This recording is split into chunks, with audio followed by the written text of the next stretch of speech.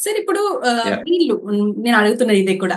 అంటే వాళ్ళు ఇప్పుడు అక్కడ జీరో గ్రావిటీలో ఉన్నారు గాబట్టి ఓకే. ఇప్పుడు ఇక్కడికొచ్చేసారు. నార్మల్ గ్రావిటీకొచ్చేసారు. ఎలా ఉండబోతుంది వాళ్ళ లైఫ్ సైకిల్? అంటే ఇప్పుడు ఎలాంటి ట్రైనింగ్ ఇస్తే మళ్ళీ నార్మల్ గ్రావిటీకి అలవాటు పడతారు? సో, అక్కడ నార్మల్ ఫస్ట్ ఆఫ్ ఆల్ మీరు చూడాల్సిందేందంటే, ఒకటి మనకు స్పేస్‌లో ఉన్నప్పుడు హ్యూమన్ బాడీ అనేది ఎలా చేంజ్ అవుతుంది. ఇప్పుడు హ్మ్. మనం భూమి మీద నిలబడ్డప్పుడు మనము యూజువల్‌గా ఏదైనా బాల్ గాని, మనం జంప్ చేసినా గాని కిందకే పడిపోతుంటాం. ఎందుకంటే గురుత్వాకర్షణ శక్తి. So, okay. మన హార్ట్ గూడా మనం బ్లడ్ పంప్ చేసినప్పుడు ఆటోమేటిక్‌గా అది కింద బాడీ పార్ట్స్‌కి, లెగ్స్‌కి ఆటోమేటిక్‌గా ఎళ్తుంది గురుత్వాకర్షణ శక్తి వల్ల. సో, హార్ట్‌కి పెద్ద పని ఉండదనమాట. సో, బట్ ఎక్కడ పని ఉంటుందంటే, మనం ఇక్కడ నుంచి హార్ట్ నుంచి మనకు పై భాగానికి వెళ్ళాలంటే, అది అగెయిన్స్ట్ గురుత్వాకర్షణ శక్తి అంత పంప్ చేయాలన్నమాట. అలా ఓకే. పంప్ చేస్తేనే అది సర్క్యులేట్ అవుతుంది. కానీ మీరు హ్మ్. ఒకసారి జీరో గ్రావిటీలో వెళ్ళిన తర్వాత మీరు ఫ్రీగా ఫ్లోట్ అవుతుంటారు కాబట్టి, ఏ డైరెక్షన్‌లో ఏ ఫోర్స్ ఉండదు. సో, వాళ్ళకి అందుకే ఏమైతుందంటే, ఇప్పుడు ఇది అప్పర్ బాడీకి దగ్గర ఉంది కాబట్టి, వాళ్ళ ఫ్లూయిడ్స్ అన్ని పై భాగంలో అక్యుములేట్ అయిపోతుంటాయన్నమాట. సో, వాళ్ళు చాలా ఫేసెస్ స్వెల్లింగ్ రావడము, ఇంకా ఐ ప్రాబ్లమ్స్, విజన్ ప్రాబ్లమ్స్ రావడము, సో, హ్మ్. హార్ట్ మసిల్స్ వీక్ అవ్వడం. ఎందుకంటే హార్ట్‌కి పెద్ద పని ఉండదక్కడ. అగెయిన్స్ట్ హ్మ్. గ్రావిటీ పంప్ చేయడానికి. So, okay. ఈవెన్ మసిల్స్ కూడా లెగ్ మసిల్స్ వీక్ అయిపోతున్నాయి. ఇక్కడేంటంటే నడుస్తాము మనము. సో, అవును. అక్కడక్కడ లెగ్స్‌కి, మసిల్స్‌కి, హ్యాండ్ మసిల్స్‌కి ఫ్రీగా ఫ్లోట్ అవుతుంటారు కాబట్టి there is no work for the muscles. So, muscles కరిగిపోతుంటాయి. మసిల్ అట్రోఫీ అంటారు. బోన్ డెన్సిటీ గూడా ఇక్కడ నిలబడితే మన స్కెలిటల్ స్ట్రక్చర్ అనేది మనను పట్టి ఉంచుతుంది. గురుత్వాకర్షణ హ్మ్. శక్తి. ప్రతి ఒక్కటి కిందకి లాగుతూ ఉంటుంది గదా! సో, ఈ ఎంటైర్ స్ట్రక్చర్‌ని అగెయిన్స్ట్ గ్రావిటీ అనేది మన బాడీ సపోర్ట్ చేస్తుంది. బట్ అక్కడ మీకు బోన్‌కి కూడా వర్క్ ఉండదు. So right. దానివల్ల బోన్ లాస్ కూడా సుమారు ఒక 1.5% ఎవ్రీ మంత్ వల్ల బోన్ లాస్ ఉంటుందన్నమాట. బోన్ హ్మ్. డెన్సిటీలో. హ్మ్. సో దీనివల్ల 9 మంత్స్‌లో సుమారు ఇప్పుడు సునీత విలియమ్స్ 15-20% వాళ్ళు బోన్ డెన్సిటీ లాస్ అయ్యారు. సో ఈ ఓకే. బోన్‌ని కూడా మళ్ళీ కిడ్నీస్ ఫిల్టర్ చేసేటప్పుడు కిడ్నీస్ పైన ఎఫెక్ట్ పడుతుంది. సో న్యూరలాజికల్‌గా కార్డియోవాస్క్యులర్ ప్రాబ్లమ్స్ ఈ విజన్ ప్రాబ్లమ్స్ చాలా ప్రాబ్లమ్స్ జనరల్‌గా వాళ్ళు వీక్ అయిపోతుంటారు కాబట్టి, మనకి ఒకసారి వచ్చిన తర్వాత సడెన్‌గా బాడీ మళ్ళీ గ్రావిటీకి అడాప్ట్ కావాలి. సో అవును. ఏంటంటే వాళ్ళు చాలా ప్రాబ్లమ్స్ వస్తుంటాయి. ఫస్ట్ థింగ్ ఏంటంటే మనకి ఇమ్మీడియేట్‌గా రాంగానే భూమి మీద డైరెక్ట్‌గా బ్లడ్ పంపింగ్ చేసిన తర్వాత కిందకెళ్ళిపోతుంది. లోయర్ బాడీకి. అక్కడ పై బాడీకెళ్తుంది గానీ ఇక్కడ లోయర్ బాడీకెళ్తుంది. సో వాళ్ళకి పై బాడీలో ఎక్కువ బ్లడ్ సర్క్యులేషన్ ఉండకపోవడం వల్ల డిజీనెస్, మోషన్ హ్మ్. సిక్‌నెస్, అర్థం కాకపోవడము, చాలా హెడ్ అంతా లైట్‌గా ఉండడము. సో కింద కాళ్ళు లోయర్ బాడీ పార్ట్స్ అన్నీ స్వెల్లింగ్ రావడము. సో ఇదంతా ఉంటుంది. సో దీనివల్ల వాళ్ళేం చేస్తారంటే కంప్రెషన్ గార్మెంట్స్ ఇంకా వేరే ఎక్సర్‌సైజెస్ ఉంటాయి అప్పర్ బాడీలో. సో దానికి తగ్గట్టు వాళ్ళు రెజిమెన్ ఇమ్మీడియేట్‌గా స్టార్ట్ చేస్తారనమాట. So okay. ఇంకొకటి ఏంటంటే మీకు ఈ బ్యాలెన్సింగ్.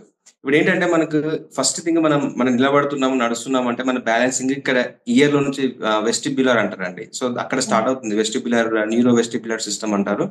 ఇక్కడ హ్మ్. లిక్విడ్ ఫ్లూయిడ్ ఉంటుందన్నమాట. ఫ్లూయిడ్ ఉదాహరణకి మీరు ఇప్పుడు ఇల్లు కట్టేటప్పుడు వాళ్ళు కన్‌స్ట్రక్షన్ వర్కర్స్ వాళ్ళొక చిన్న వాటర్ లెవెల్‌తోని లెవెల్ చెక్ చేస్తూ ఉంటారు మీరు చూస్తే హ్మ్. గనక. సో హ్మ్. అది బ్యాలెన్సింగ్ అనమాట. స్పేషియల్ అంటే దీనిలో ఉన్న లిక్విడ్ ఫ్లూయిడ్స్ అనేటివి మీరు ఏ ప్లేస్‌లో ఇట్లా వంగినప్పుడు మీకు వంగినట్టు ఇట్లా ఉన్నప్పుడు మనం ఇవన్నీ ఎక్స్‌పీరియన్స్ చేస్తూ ఉంటాం ఇక్కడ. కానీ మీరు గ్రావిటీలో ఇవన్నీ ఏమి ఉండవు. సో ఫ్రీగా ఫ్లోట్ అవుతుంటారు గనక సడెన్‌గా హ్మ్. రాంగానే మీకు మోషన్ సిక్‌నెస్ అనేది మీరు పడుకున్నా గాని ఇమ్మీడియేట్‌గా లేవలేరు హ్మ్. బేసికల్‌గా. సో ఆ లేపాలంటే వేరే ఒకళ్ళొచ్చి లేపాలి. ఎందుకంటే ఆ అలవాటు మీకు inner system out of balance coordination అయిపోతుంది కాబట్టి. హ్మ్. సో ఈవెన్చువల్‌గా కాళ్ళ పైన నడవడము ఇదంతా వాళ్ళు ఆల్‌మోస్ట్ కొత్తగా నేర్చుకున్నట్టే. సో ఇమ్మీడియేట్‌గా రాంగానే ఒక 1 ప్లస్ బ్లడ్ ప్రెషర్ కూడా పెంచడానికి వాళ్ళ సాల్ట్ ఇంటేక్, ఎక్సర్‌సైజెస్ ఓకే. ఇవన్నీ రెగ్యులర్‌గా చేయాల్సుంటుంది. సో ఫస్ట్ వన్ డే రాంగానే వాళ్ళని రికవర్ చేసి బ్లడ్ ఎగ్జామినేషన్స్, న్యూరలాజికల్, కార్డియోవాస్కులర్ వాళ్ళు 1 డే కంప్లీట్‌గా అబ్జర్వేషన్‌లో పెడతారు.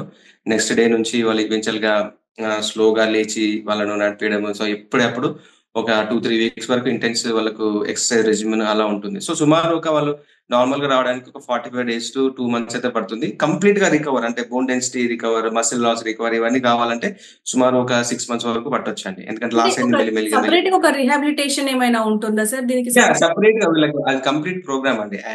Any astronaut coming back to earth they have a separate programme. దీన్ని హ్మ్. రికండిషనింగ్ అంటారనమాట. ఆస్ట్రోనాట్ రికండిషనింగ్ ప్రోగ్రామ్ అంటారు. So hmm. రిహాబిలిటేషన్‌కి వాళ్ళని పంపిస్తారనమాట. సో ఇదంతా వాళ్ళ మళ్ళీ నేచురల్ ప్రాసెస్ అన్నమాట. అది. అంటే ఒక పెన్సిల్ ఎత్తుకున్న, డంబుల్ ఎత్తుకున్నట్టు పెన్సిల్ ఉంటుంది అని ఎత్తుకున్నా జెప్పేసి గాని వాళ్ళేంటంటే అంటున్నారు. ఇప్పుడు మీరు యాహ్! ఫస్ట్ ఆఫ్ ఆల్ ఏంటంటే పెన్సిల్ ఇప్పుడు మన కాఫీతోని కూడా వాళ్ళక్కడేందంటే కాఫీతోని ఇలా కాఫీ తాగారనుకోండి వాళ్ళక్కడ ఇడిచిపెడతారు. ఎందుకంటే అది అలానే ఉంటుంది గాలిలో. సో ఆ! ఇక్కడ వాళ్ళు కాఫీ తాగేసి మర్చిపోతూ ఉంటారనమాట. మళ్ళీ చూసేసరికి అది కింద పడుతూ ఉంటుంది.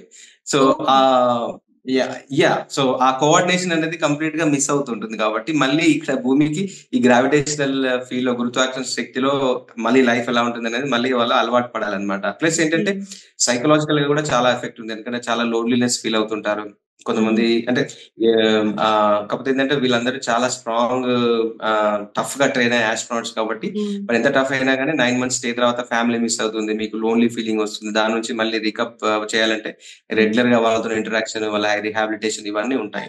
ఓకే. Yeah. సరే ఒక సినిమాలో చూపించారు 'ఇంటర్‌స్టెల్లార్' సమ్ సినిమా. ఆ మూవీలో సినిమాలో అంటే ఏజ్ పెరగదు అని చెప్పేసి అన్నారు. అంటే చూపిచ్చారు. అతను పాప చిన్నగున్నప్పుడు ఎళ్లి మళ్ళీ వచ్చేసరికి ఆమె 90 ఇయర్స్ లో ఉంటారు. సో ఇది ఇలా Yes. జరిగే అవకాశం ఉందంటారా? అసలు అంటే ఆస్ట్రోనట్ కి ఏజ్ పెరగదా అని? ఇది చాలా టెక్నికల్ క్వశ్చన్ అడిగారండి. మీకు అర్థమైతే చెప్తాను. జనరల్ గా ఇప్పుడు మీరు వెహికల్ పైన ఒక 100 km/h వేగం వెళ్తున్నారు అనుకోండి. The speed equals to distance by time. అంటే ఎంత దూరం ట్రావెల్ చేశారు, ఎంత టైం కి బేసికల్ గా. Speed equal to distance by time. ఇప్పుడు టైం ఇటు తీసుకెళ్లారనుకోండి, ఏమవుతుంది? డిస్టెన్స్ బై స్పీడ్ అవుతుంది. Time equals to distance by speed. అంటే ఈ స్పీడ్ ని ఇంక్రీజ్ చేసిన కొద్దీ ఈ టైం అనేది తగ్గుతూ ఉంటుంది. ఓకే. సో మీరు జనరల్ గా అంటే సింపుల్ గా చెప్పాలంటే మీరు ఎంత as you increase the speed increase అయిన కొద్దీ మీ వాచ్ ఏదైతే టిక్ అవుతుందో అది స్లో డౌన్ అవుతుంది అనమాట. అంటే ఒక ఓకే. లైట్ స్పీడ్ లో మీరు ట్రావెల్ చేసినప్పుడు అసలు ఇది టిక్ అవ్వదు, ఓకే. టైం ఆగిపోతుంది అనమాట. సో ఉదాహరణకి ఇప్పుడు మీరు నేను నా కూతురు ఉందనుకోండి. బేసికల్ గా నా కూతురు నేను ఒక స్పేస్ షిప్ లో పైకి వెళ్ళొచ్చాను చాలా హై స్పీడ్ లో. తనకి నాకు ఒక వాచ్ ఉంది. సో నేను వచ్చేసేసరికి నా కూతురు అంటే నా టైం అనేది బికాస్ హై స్పీడ్ లో ట్రావెల్ చేశాను కాబట్టి నా వాచ్ అనేది స్లోగా టిక్ అయ్యి నేను స్లోగా ఏజ్ అవుతాను. I will be still 40. నేను 40 years ఉంటాను. నా కూతురు ఇప్పుడైతే 5 సంవత్సరంలో, maybe 70-80 based upon the speed. అదనమాట. ఇది ప్రాక్టికల్ గా ప్రూవ్ అయింది. బట్ ఏంటంటే ఈ స్పీడ్స్ ఏవైతే ఉన్నాయో మనం ఆస్ట్రోనాట్స్ ప్రయాణించే స్పీడ్స్ కానీ అవి కొంచెం అంటే ఎంత మనకు ఎక్కువ అనిపించినా గానీ అది లైట్ స్పీడ్ కంటే చాలా తక్కువ. లైట్ స్పీడ్ వచ్చేసి 3 lakhs km/s. అంటే మీరు అంత దూరం వరకు అట్లీస్ట్ హాఫ్ అట్లా ఆ స్పీడ్ లో రీచ్ అయితే కనుక ఆబ్వియస్ గా then you will stop ageing. అదనమాట.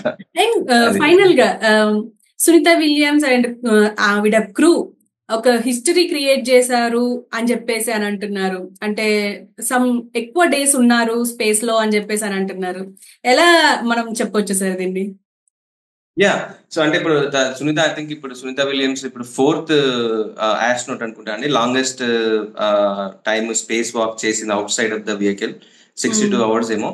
So I think she spend around 608 days ఏమో చేసింది. ఐ థింక్ 4th కరెక్ట్ గా గుర్తులేదు కానీ బట్ ఫస్ట్ వచ్చేసి 673 days ఏమో ఉన్నారు. But I think she the second or third person, but first women to spend అంత టైం స్పెండ్ చేయడము.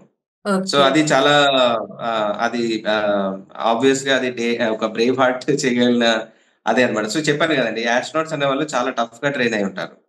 సో వాళ్ళకు మనము ఇంత కొంచెము కొంచెం రావచ్చేమో రాలేకపోలేమో అని మనం భయపడుతుంటాం కానీ they are ready to sacrifice చేయడానికి రెడీ ఉంటారు హ్యూమానిటీ కోసం సైంటిస్ట్లు అనే వాళ్ళు.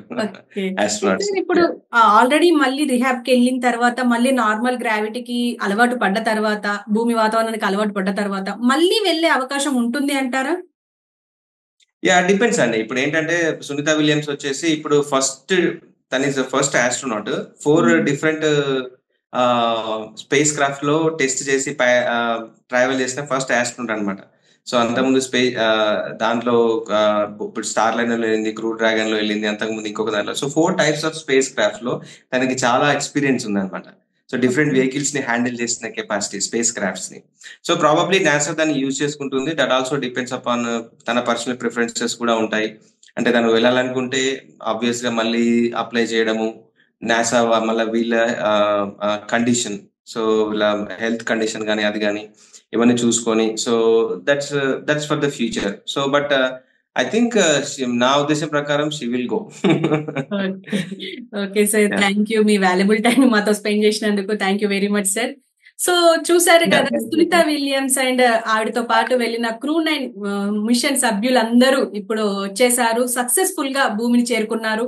అయితే ఇంకా వాళ్ళు భూమి వాతావరణానికి అలవాటు పడడానికి 6 నుంచి 9 నెలల టైం పట్టే అవకాశం ఉంది. వాళ్ళకి స్పెషల్ రిహాబిలిటేషన్ సెంటర్ ఉంటాయి. సో తర్వాత మళ్ళీ అలవాటు పడ్డ తర్వాత మేబీ వెళ్ళే అవకాశం అంటే వెళ్ళాలనుకుంటే మళ్ళీ వెళ్తారు, లేకపోతే ఉండిపోతారు. కానీ ఇదొక సక్సెస్ఫుల్ జర్నీ అని అయితే చెప్పుకోవచ్చు ఖచ్చితంగా. అండ్ ఎంత టఫెస్ట్ సిచ్యువేషన్ అంటే ఆల్రెడీ వాళ్ళు ఫిక్స్ అయ్యి వెళ్ళారు. వెళ్ళిన తర్వాత అది నిజంగానే వాళ్ళు ఎక్స్పెక్ట్ చేసిన దానికంటే ఎక్కువ రోజులు ఉండాల్సి వచ్చింది. ఏదేమైనా సక్సెస్ఫుల్ గా Sunita Williams and Butch Wilmore and crew 9 భూమిని చేరడం చాలా సంతోషంని వ్యక్తం చేస్తున్నారు ప్రపంచవ్యాప్తంగా.